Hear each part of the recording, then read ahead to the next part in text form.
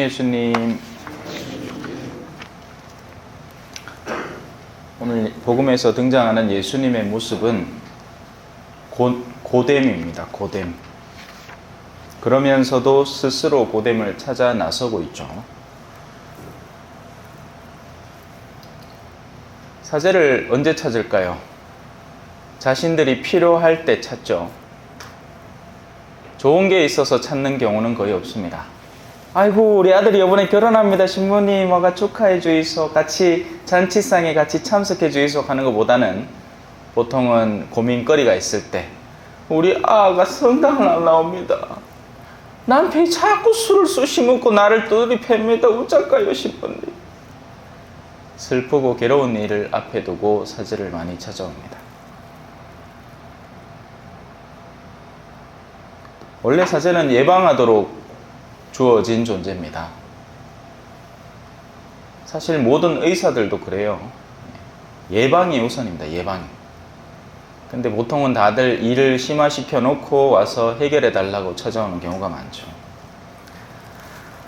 그런 가운데 오늘 이 독서에서 바오로 사도는 알듯 말듯한 이야기를 합니다. 내가 받는 삭은 무엇입니까? 내가 복음을 선포하면서 그것에 따른 나의 권리를 행사하지 않고 복음을 거저 전하는 것입니다. 이 부분을 좀 이해해 보도록 합시다. 의무와 권리가 있습니다. 의무는 나에게 맡겨지는 것이고 해내야 하는 일입니다. 하고 싶고 하기 싫고를 떠나서 의무는 내가 마땅히 해내야만 하는 것입니다. 신자 생활이 하고 싶을 때도 있고, 그죠? 근데 하고 싶을 때보다는 하기 싫을 때가 더 많죠. 국방의 의무를 하고 싶은 사람도 있을 수 있죠. 해병대를 골라가고 싶고 특전사를 골라가고 싶은 사람도 있습니다. 남에게 뻐기기 위해서요. 하지만 국방의 의무 자체를 사랑하는 사람은 별로 없습니다. 끌려가는 거죠. 그래서 군대가 아무리 좋아졌다 해도 군대는 싫은 곳입니다. 끌려가니까요. 신학교도 사실은 비슷한데요. 신학교는 이제 비율적으로는 자기가 그래도 성장을 해서 찾아오는 곳이라고 생각을 하지 않습니까? 그런데 어떤 경우에는 부모의 등살에 끌려오는 친구들도 있습니다. 왜? 성당에서 자식을 신부를 만들었다 하는 것이 자기에게 어마어마하게 자랑거리가 되니 가기 싫다는 애를 억지로 보내는 경우도 있는 겁니다. 그러면 여러 사람이 불행해지죠. 자기 자신도 불행해지고 그런 사제를 마주하게 될 신자들도 불행해집니다. 왜? 이 신부는 행복하지 않거든요. 사는 모습을 보면 불행해 죽습니다. 내가 왜 이 삶을 살아야 하나? 그러면서 흔히 이제 술도가니에 빠진다든지 아니면 지나친 취미 활동에 빠져들기 시작합니다. 그러면 신자들이 괴롭습니다. 영적인 먹을거리라고는 하나도 없고 모임과 만남의 자리에서 자기 골프 치다가 홀인원한 이야기를 1시간 동안 들어야 되니 환장을 노리시죠. 그리고 최종적으로는 못 견딥니다. 그리고는 옷을 벗곤 하죠. 그러면 결국 자신의 부모에게도 다시 수치가 안겨지는 겁니다.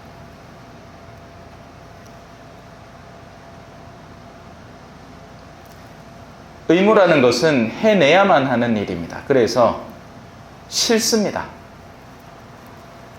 반대로 권리는 뭐죠? 권리는 내가 누리고 싶은 겁니다. 우리나라의 국민으로서의 권리. 내가 누려야만 하는 거죠. 천주교 신자로서의 의무는 싫지만 권리는 누리고 싶어 합니다. 좋은 천주교 신자식 장례를 받고 싶은 권리, 이런 것들은 막 주장을 하죠.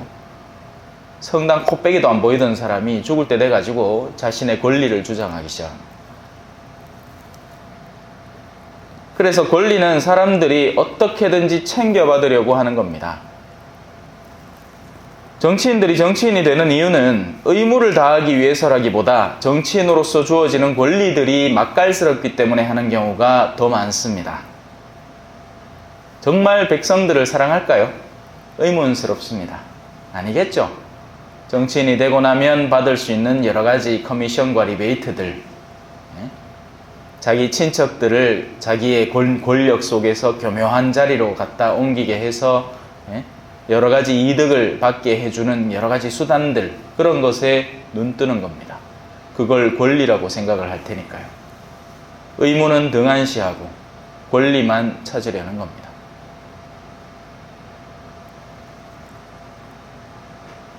신앙인도 그렇게 살 수 있습니다. 자신이 하느님 앞에 마땅히 드려야 하는 의무는 망각한 채 신앙인으로서의 권리만 찾으려고 하면 우리는 그런 사람들을 이기적이고 나쁘다라고 하는 겁니다.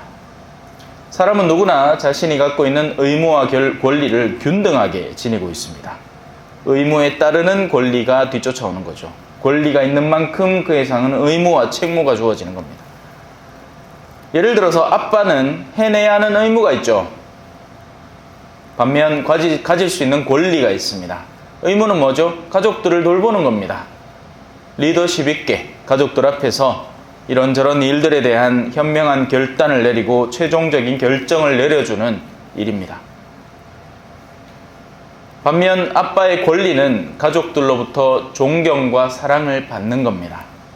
마땅히 아빠가 누려야 하는 권리인 거죠. 자신의 의무를 다하는 아빠가 정당하게 누려야 하는 권리인 겁니다.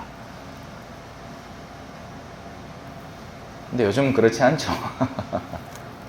의무를 안 하려고 해요. 그죠? 참 많이들 미숙한 겁니다. 나이가 30살이 될 때까지 부모 집에서 자라다 보니까 받는 것에만 익숙하고 자기 스스로 삶을 주체적으로 챙겨나가는 기력이 없으니 결혼을 하고 나서도 이건 뭐 자기가 머리 역할을 제대로 못 해냅니다. 그러는 통에 또 기가 세진 아내들은 남편 욕하는 일들이 많죠. 아빠가 누려야 할 권리들을 싹 다 빼앗아가 버립니다. 야, 너가 아버지 어떤 사람인지 아나? 절대 그 말 듣지 마라.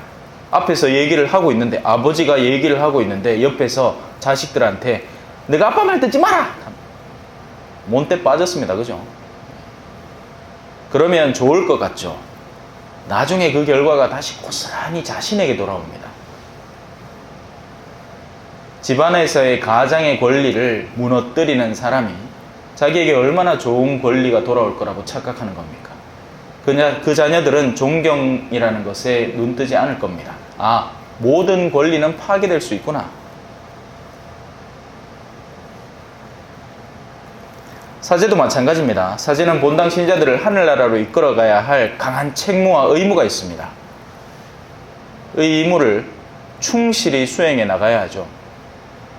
그래서 강론 준비를 성실하게 해야 하고 항상 사람들을 빛으로 이끌어갈 영적 게임에 눈뜨고 있어야 됩니다.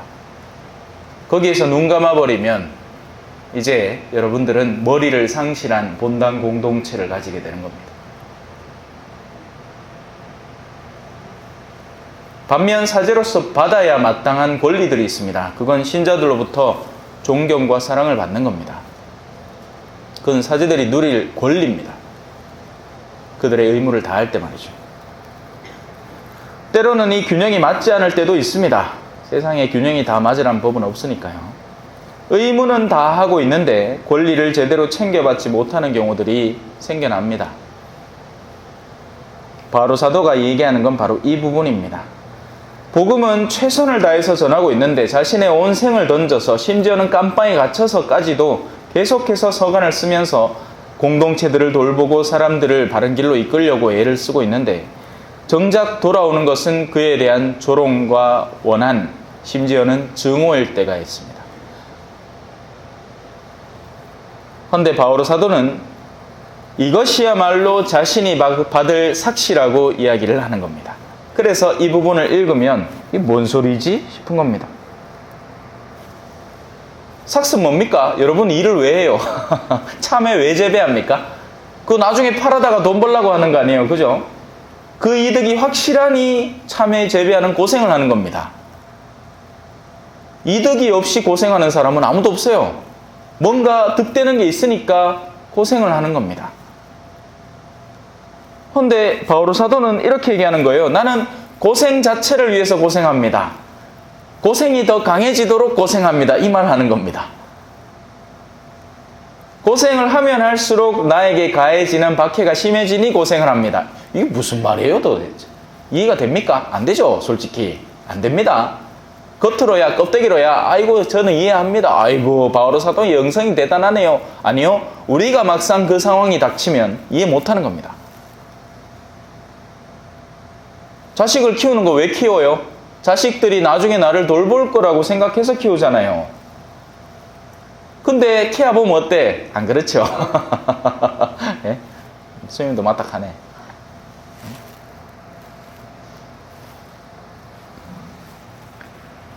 심지어 예수님은 이렇게까지 표현을 합니다. 할 일을 다 하고 나서 저희는 쓸모없는 종입니다. 해야 할 일을 하였을 뿐입니다. 라고 말해라. 라고 가르칩니다. 이 얼마나 억울한 일이에요. 그죠? 예? 일을 빡시게 했으면 아 그래 수고했다. 이제 내가 지금부터 너에게 어마어마한 상급을 줄 테니까 너는 편히 쉬어라. 이렇게 돼야 되는데 그게 아닌 거예요. 하루 종일 집안일하고 집주인이 돌아오면 또 집주인 발 씻을 물을 준비하고 발 닦아줘야 되는 겁니다.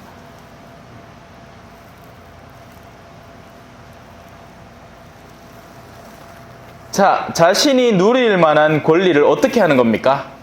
원래는 권리를 누려도 마땅해요. 사제는 사랑받아도 마땅하고 신자들로부터 뭐 여러 가지 뭐 오늘도 이제 아침에 미사 드리고 한 분이 저한테 자기 가정에 식사 초대를 해주셨어요. 원래 사랑받는 게 맞는 겁니다. 신자들에게 복음을 전하는 만큼 그에 대한 따뜻한 애정과 보살핌으로 되갚아지는 거죠. 근데 바오로 사도는 이걸 자발적으로 포기해버립니다. 아니요, 나 그런 것도 안 받겠습니다. 이렇게 얘기하는 거죠. 왜? 앞서 자신이 복음을 선포하는 것은 의무로서 지워지는 겁니다. 의무는 안 하면 벌을 받지 한다고 박수 받지 않는 거예요. 아시겠습니까? 엄마 아빠 됨은 의무지 그걸 잘했다고 해서 박수를 기대해서는 안 되는 겁니다. 신자 됨은 의무지 신자로서 열심히 살았다고 해서 누가 박수 쳐주기를 기대해서는 안 되는 거예요. 그러다 보니 이제 신자들이 박수 받을 곳을 찾아 헤매죠. 뭐 어떤 특별한 직분을 맡아가지고 옷도 화려하게 일부러 막 만들고 싶어하고 눈에 띄고 싶어하고 그런 신자들이 있습니다. 예. 하고제비들이 있죠. 그러면 성당에서 어떤 특별한 날에 아이고 뭐 오늘 뭐 특별한 날 준비한다고 수고했습니다. 박수 자자자자작 박수 쳐주면 그때 보상이 다 되는 거야. 근데 그런 것들을 안 찾고 오직 봉사회로만 나서는 사람들이 있는 겁니다. 그럼 도대체 이 사람들의 내적인 지향은 뭐냐? 의무를 해서 받을 수 있는 건 아무것도 없습니다. 그러면 복음 선포자의 유일한 상급이라 함은 자신이 받을 만한 것을 자발적으로 포기함으로써 그것을 자신의 순환으로 삼는 거죠. 이걸 이해를 잘해야 됩니다. 이걸 이해를 잘 못하면 우리는 신앙생활도 잘 못해요. 네. 자발적인 권리의 포기로 비로소 희생의 가치가 나에게 생겨나는 겁니다. 잘 못 따라오시는 것 같아요. 무릇 우리가 전하는 복음은 뭡니까? 자, 우리가 복음을 전한다 할 때 어떤 복음을 전하고 있죠?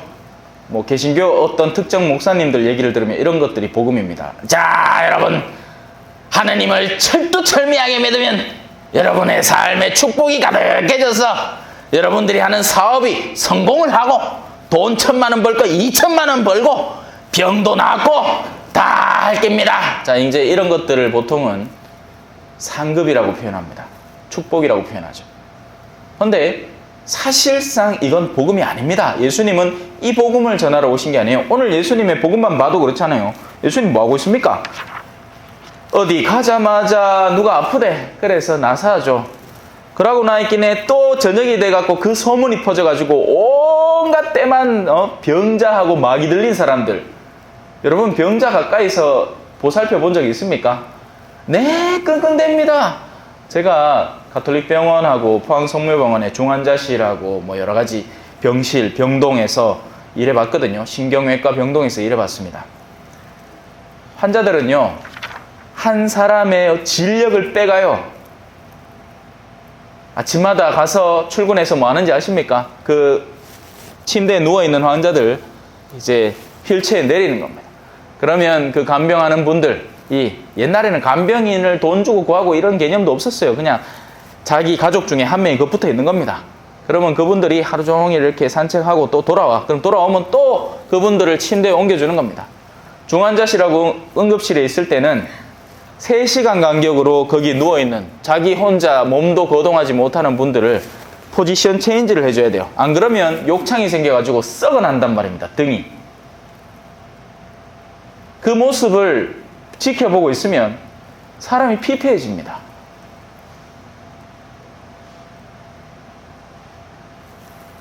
여러분들, 간병인들이 여러분들을 잘 돌봐줄 거라고 착각하시면 안 됩니다. 지금은 자기 새끼도 귀찮아하고 성가시하는 세상이에요. 근데 돈 좀 줬다고 해서 그 간병인들이 여러분들을 정말 애지중지, 아이고 나에게 월급을 주시는 너무나 아름다운 분, 이렇게 할 것 같아요? 아니에요. 누가 와서 가족들 볼 때나 이쁘게 단장해갖고 꺼내오지, 혹시나 아픈데 말도 제대로 못하고 어눌하다 하면 잘 됐다 싶은 겁니다. 물론 사람마다 다르겠죠. 근데 제가 고해소환에서까지 마주한 천주교 신자인 간병인도 신앙을 갖고 있으면서도 그 간병하는 것을 너무나 힘들어합니다. 쉬운 일이 아니에요. 그 각오하셔야 돼요. 지금 자식들한테 돌봄을 기대할 수 있습니까? 못하죠. 바빠요. 끼끗해야 하나 둘 낳았는데 그 아들이 뭔 부모를 돌볼 수 있습니까? 저거 살기도 바쁜데. 이제 우리는 누군가의 손에 맡겨져야 되는데 거기에 각오하고 가야 됩니다. 그래서 우리가 전하는 복음은요, 믿으면 현세적으로 잘 산다는 게 아닙니다. 오히려 주님의 십자가를 전하죠. 그래서 성당에 내 십자가 걸려 있는 거예요. 보라고 저 착하고 선하고 하느님의 외아들이라고 알려져 있는 그 분이 어디에 매달려 있는지 보라고. 왜 저렇게 가시관을 쓰고 머리에 피를 줄줄 흘리면서 온몸이 해진 상태에서 십자가에 못 박혀서 고통스러워하는 모습을 맨날 첫날 쳐다봐야 하는가? 왜냐하면 거기에 복음이 있기 때문입니다. 자발적인 희생, 아버지 이 잔을 치워주십시오 하지만 제 뜻대로 하지 마시고 아버지 뜻대로 하십시오.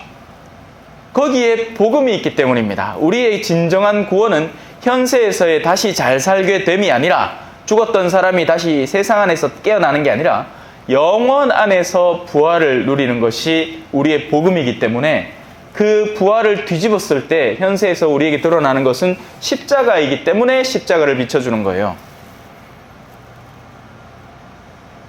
자발적으로 무언가를 내던져야 거기에서 상급이 뒤따라오는다는 개념입니다. 그래서 바오로 사도는 자신이 받아야 마땅한 상마저도 포기하고 자기 스스로를 더 험한 여정으로 이끌어 나가는 겁니다. 그래서 그 복음에 동참하려면 그저 주어져 있는 의무나 끼꺽끼꺽 하고 있는 것으로는 만족해서는 안 되는 겁니다. 신자생활 잘하고 계십니까? 예, 와예. 네, 주일 미사를 빠지십니까? 내가 아침 저녁 기도를 빼먹으십니까? 네, 교무금을 안 내십니까? 아, 잘하고 계시네요. 의무만 잘하고 있는 겁니다. 의무만. 그 외에는 해볼 의도가 하나도 없는 거예요. 해보려고 하지도 않았고, 할 생각도 없고, 하고 싶지도 않고. 의무 아니고서는 내가 왜 그 이상을 해야 됩니까? 세상 살기 바빠 죽겠는데. 근데 세상에서는 자기가 할 일만 합니까? 아니죠. 어쩌마 요거를 더 해갖고 돈을 좀 더 벌어먹고, 요 참외로 얻는 수익이 요 정도인데 요거 나중에 폐기 처분할 돈도 좀 아끼마, 그것도 내 주머니로 들어오겠지? 심지어 의무도 안 하고 어떻게든 방법을 찾아서 자신의 주머니를 불릴 생각에 마음이 설레고 벅차죠. 그러다 보니 온천지가 쓰레기더미입니다. 그죠? 자신의 의무도 하지 않는 사람들, 그러면서 누릴 권리만 챙기는 수많은 사람들 때문에 자연이 신음하고 있습니다.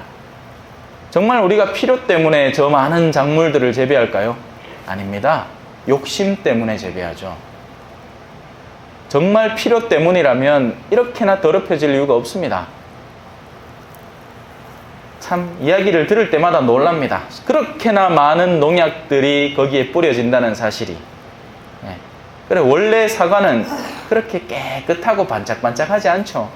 벌레도 좀 먹고 좀 망그러져야 정상적인 사과인데, 시중에서 파는 건 얼마나 많은 농약들을 매주 쳐대니까 반딱반딱합니다. 벌레 하나도 안 먹고. 결국 우리 몸에 다 다시 돌아오겠죠.